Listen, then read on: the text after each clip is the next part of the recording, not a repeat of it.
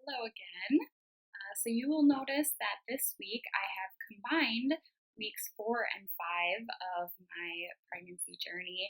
And the reason for that is because who knew that the timing for figuring out how far you are along in your pregnancy would be so complicated? I guess because I was never pregnant before, it's not something that I put a ton of thought into or really researched, but it's calculated by the first day of your last period. So that means that for the first 2 weeks, you are not technically even pregnant at all, seeing as you have not even ovulated and conception has not yet taken place. So most people find out that they are pregnant somewhere around weeks 4 and 5 because that would be when you first miss a period, which is kind of a big, hey, something's going on that's different than usual.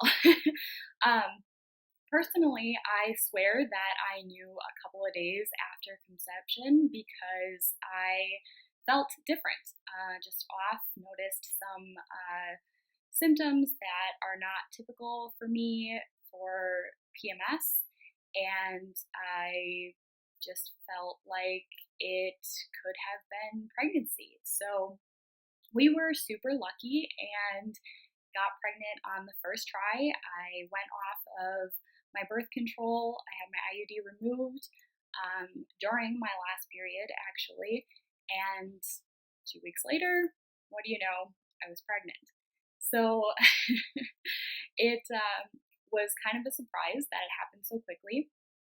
But like I said, I noticed a couple symptoms and I was really trying to hold off because I know that you can't get a positive home pregnancy test that early. You just don't have high enough levels of the HCG hormone, which is what the pregnancy tests use to detect and find out if you are indeed pregnant. So I was really trying to hold off, and I first tested on a Wednesday, which I would have been right about 3 weeks. It was 4 days before my expected period, so I knew that I was testing really early, and it came back negative. And so I was like, wow, maybe I'm just going crazy and convincing myself of something that's not actually happening. Um, and then I waited another few days and I just had a feeling that I needed to do another test. So I did. And that was on Friday afternoon, so just a couple days later. And that was one day before my expected period. And that's when I got my first positive.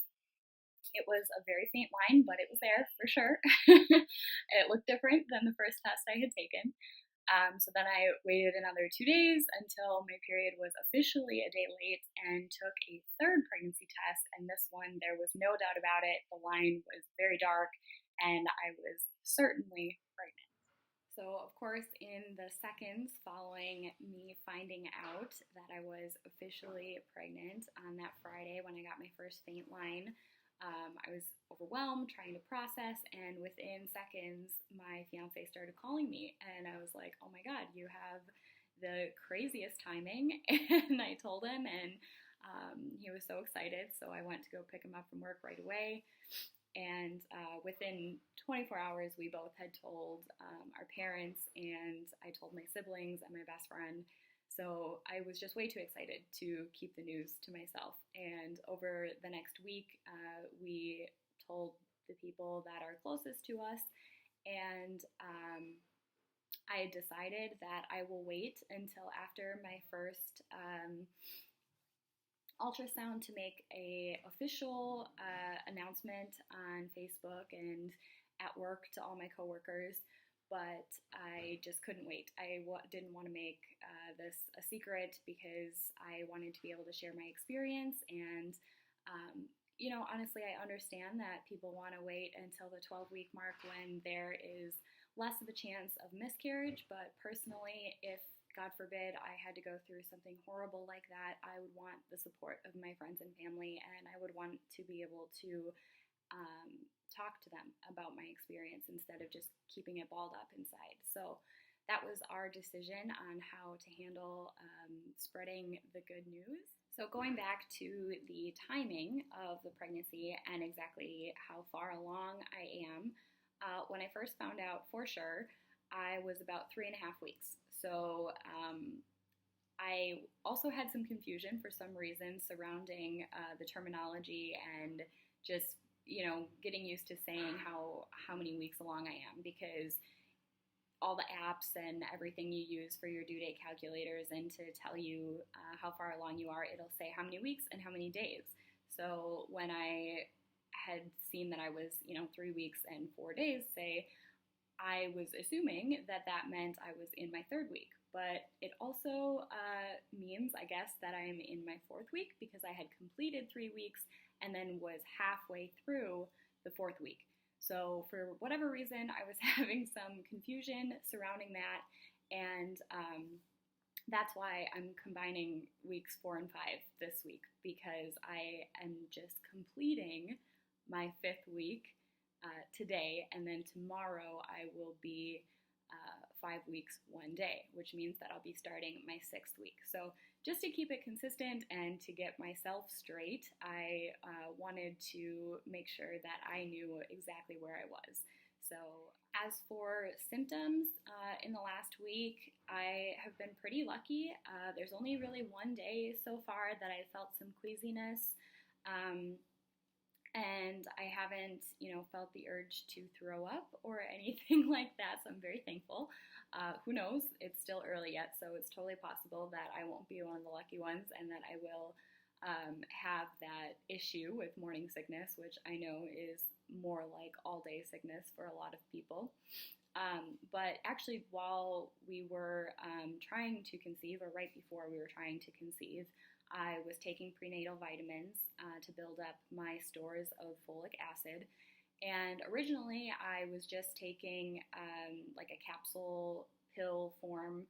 I believe it was Nature's Bounty.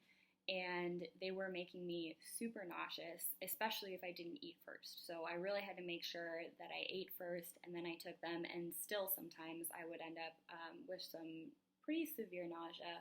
I didn't puke or anything, but it was definitely uncomfortable.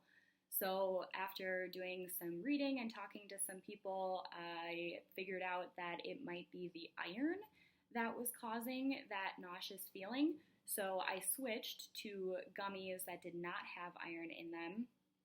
I believe it's by 1 a day that I take now, and that has definitely been a huge improvement for me.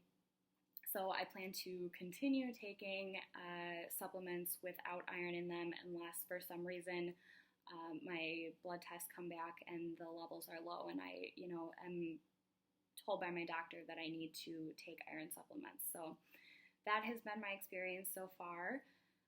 Otherwise, I am noticing changes in my breasts, and it's mind-blowing how quickly those changes are occurring because I don't have to feed a baby for another 8 months. So it's kind of crazy the way that the body prepares itself. And the first thing, of course, is just soreness, tenderness to the touch. So even giving people hugs sometimes can be uncomfortable just from that pressure on the breasts. And other than that, just noticing their size changing. So definitely enlarging a bit. Luckily, I have a couple of different sizes of bras, and I haven't had to go out and buy new ones or anything yet.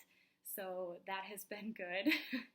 But otherwise, my symptoms have pretty much stayed consistent with what I reported out last week. A few headaches and some bloating and, just some extra fatigue. I did take a nap the other day after work, so just trying to listen to my body and do what it's telling me is necessary.